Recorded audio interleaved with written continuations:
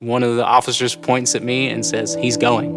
And all of a sudden, there are 5 police officers who are slamming me onto the pavement, who are kneeling on my back. I know one of the officers had to be restrained because he was so aggressive. And he was also the person who told me, "No one cares what you have to say." My name is Michael Woolf, and I'm the senior minister here at Lake Street Church of Evanston. On November 14th, I was arrested outside the Broadview ICE Detention Facility. So I've been an activist in the sanctuary movement for over a decade.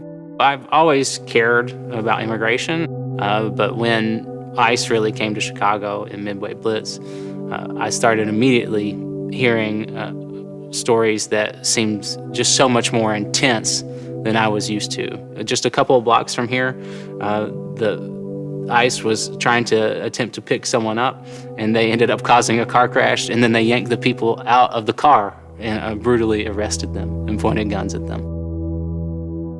I started going down to Broadview because that's where people in my community, when they were kidnapped, that's where they were taken. And so for me, it was really important to say, we haven't forgotten you, and you're still a part of our community, and we're still going to fight for you. Our traditions, all sorts of religious traditions, they have this sort of sense that the human being is in some way sacred. There's something really important about how we treat people. And so it just flies against it to detain someone against the federal government's own rules about what detention looks like. I can't imagine sleeping in sewage. I can't imagine being crammed in a room that's meant for 2 people and having 10 people there. I can't imagine being forced to sleep standing up. I can't imagine someone telling me, "There's no food today." For most people, when they look at and they see these sort of conditions that people were held in detention, it's against their values. It's against what they think America should be about. So on November 14th, there was a big plan at Broadview that a bunch of clergy from different faith traditions were going to meet, and we were going to have a worship service, and we were going to try to get as close to the facility as we could. There's always been 3 demands: that Broadview be shut down. If that can't happen, then people should be released. If that can't happen, then they should be able to have access to spiritual care. And so one of the things that we wanted to do was we wanted to pray. And we wanted people to be able to hear us inside the facility when we were praying. Now, at the time, they had this little free speech zone that they sort of corralled everybody in. But we had so many clergy and so many people there who were doing our faith-based thing that we were outside of it. We couldn't really be contained in it. We joined arms, and it was actually a very scary sort of thing to walk out on the street because we didn't know how they would react. Sometimes it's completely peaceable, but I'm here in my collar. I don't have any weapons. I am not, a scary person. We were met immediately sort of with physical violence. It was pretty graphic and pretty brutal. I've never experienced anything like it. I haven't ever been struck with a truncheon in the chest. I had bruises all over my chest and all over my body. Honestly, I was super surprised that they decided that what they wanted to do is slam a pastor in a collar down on the pavement while the whole world was watching. This is evil what's happening here. It's torture. What they're doing is torture. You're gonna brutalize a priest. Is that what's gonna happen? I'm a pastor with the American Baptist Churches, and I am freely exercising my constitutional rights. This is wrong. I'm here because there's torture in that facility.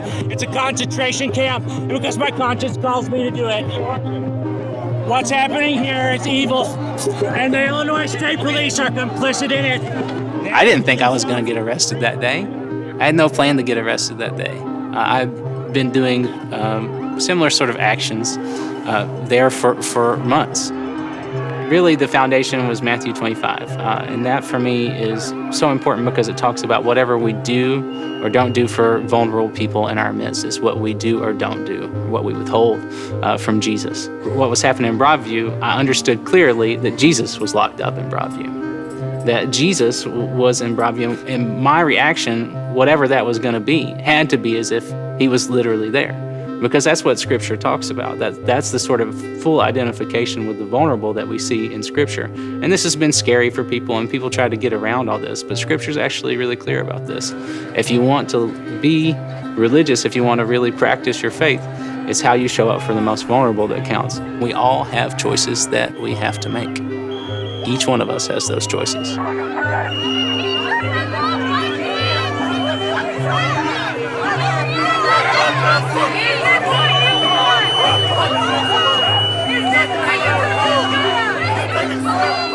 For people who want to say, well, someone's not in this country with the correct documentation in some sense, so they have to pay some sort of price. You can look at the laws, but laws cut another way too.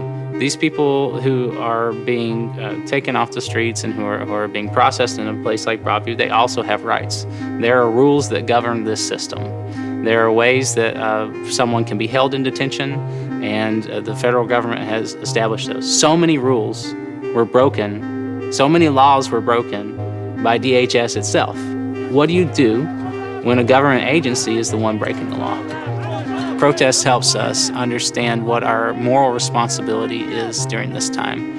And so what we need in society are not people who go around and just say, yes, whatever the government says is great and good and wonderful. That's idolatry, actually.